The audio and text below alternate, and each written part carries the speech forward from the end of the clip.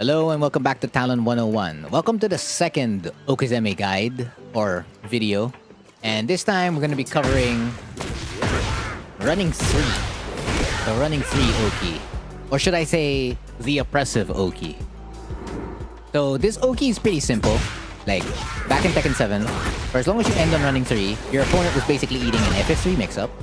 So if we put this to quick back roll, which is the only way the opponent can wake up the block, or one of the only ways the opponent can wake up, right?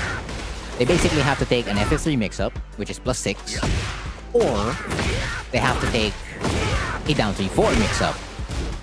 Now in this game, of course, since version 1.5, if they block it, they can launch this up to 16 frames, but it's still a big 50-50 guess. And if you want to really send the message or like really make them think about it, you could turn this instead of like FF3, you turn this into JFSR. And so like if they do press a button, it's like you get launched. So you either tell them you're ending up in a mix-up, you're either getting launched, or you're getting mixed. Or you're getting safely mixed with down back 4. Again, as I mentioned earlier, all these options and the ground technique, the first 3 do not work. They don't work at all for as long as the opponent gets spiked on the floor by running 3 or any move that does exactly the same effect. The back quick roll is pretty much all they got. And just again, to make sure it's all in one segment of the video, again, FF3 right here. There's nothing they can do about that. Now it's just like, okay, do I have frames to do something about that? We'll see. So I'm gonna hold forward, and I'm gonna hold back, because that's the only way I can do anything, right? I gotta hold back, and I'm gonna mash jab. Doesn't work. How about if I mash power crush, right? I'm gonna press like DF3 as soon as I wake up. Nope. You can see like the mist came out, but no punish whatsoever. That finishes ground technique, which means all of this is next. And for the most part, you won't be able to activate these. So like if you're the opponent, or your opponent rather, has the back quick roll. Because as you're about to see, they're gonna get hit by almost everything. So running 3, ow. Number 2, wake up backwards. Do a basic B&B combo. Running 3, yeah, that's just like damage is adding up. It's like, hey, you better back quick roll. Hold back, hold back. Whatever you're using, a D-pad, a mix box, a hit box, an arcade stick, please hold the back direction, because you're going to get hit. Hey, I even delayed the FF3 on that for that side roll, and it still hit. It's just like, you can see how much frame advantage Hwoarang has in that scenario for him to like delay it like crazy. Now Wakeup kick can come out, but it's gonna take a while until that comes out. It doesn't even, you don't even get to like counter hit it. So this makes it really dangerous the moment you do get a running 3 or anything to like spikes the opponent on the floor like this. Because it's just like, now it's now or never, man. It's either you wake up or you don't. Like so. Of course, the second option that you could do is down 3-4, right? And naturally, again, none of these work. And of course, yes, they could block it, right? You saw that earlier. You do running 3 into down 3-4, they can block that. It's like, alright, bet. But like, how does it affect all the other wake-up options? Because you know down 3 does not hit grounded. It's the only down 3 that doesn't. So like, if just to show you, like if the opponent's on the floor and I press down 3, that's not hitting grounded. If he's in left flamingo, however, that does hit grounded. And if he's in right foot forward, well, it should hit grounded at specific angles, like so. So this is the only one where it wouldn't.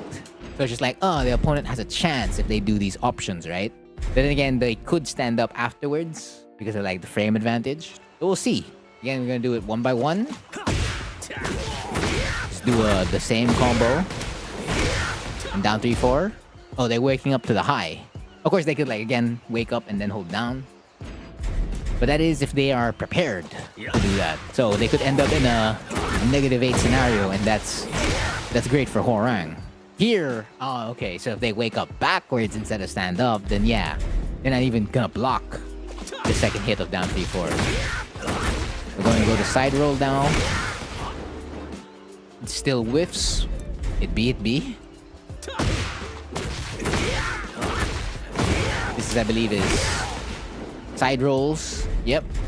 At that point, you still probably wouldn't get punished, so you have the advantage. Just think about it of like whiffing down 3-4 in order to do like RFF options in order to catch your opponent. Although then again, when you do know that you could get like a huge mix-up, it's a shame. Of course, against Wake Up mid kick, that was a counter hit, so that's gonna be like a full launch for Hwoarang, which is really, really good. And you will get punished by the Wake Up low. Now, if this was Tekken 7, that's gonna be very, very frustrating because that's a counter hit launch. But since this is Tekken 8, they only get 7 frames of advantage, so you should like you can have that. For me attempting, or if you attempt rather, down 3-4 in this situation, it's just like you can have that.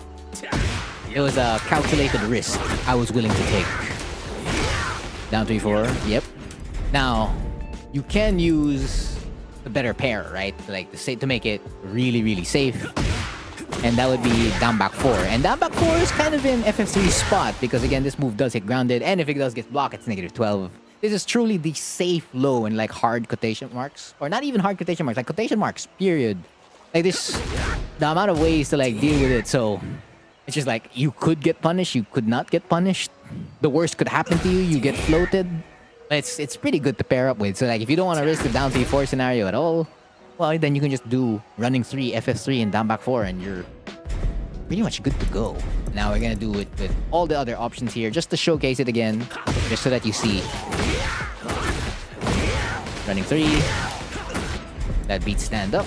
We're gonna go to Wake Up backwards.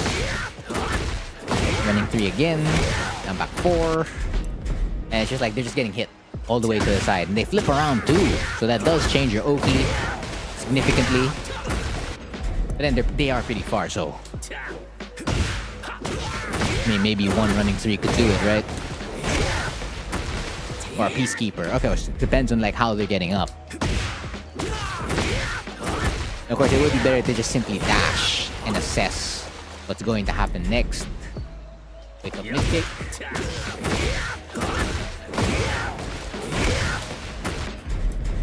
And we're almost done with the amount of Wake Up kicks.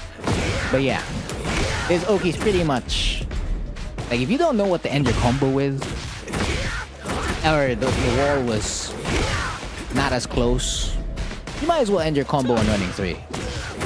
Because you have 2 options that the opponent, you know, pretty much has to hold. They pretty much have to hold it. And you can even change it as well. So like, they have to hold the whole FF3 and hold down back 4, right? But since they're already thinking about that kind of stuff, why not just do another running 3 and put it, you know, and make this +6 scenario even better in your favor. Instead of like +6 with pushback, +6 straight up in their face. And you can do even way more with it, right? Your opponent's already thinking, I gotta block a mix-up, right? Indeed, you gotta block a mix-up, and then now you Waivu and push them towards the wall. Or you get a different scenario and block. And stand switch and RFF back 2. And now that means you can do stand switch down 3-4, stand switch RFF DF+3. They're not gonna wake up and sidestep, so your linear moves are something you can press in this situation. It's too good. It's too good an Oki to ignore. So if you're not sure on what Oki to do yet, running 3, and then FF3, or down back 4. They got you covered. And probably will be beside you for quite a long time. That is the lesson for today. Again, I've been Frontier, and thank you for watching.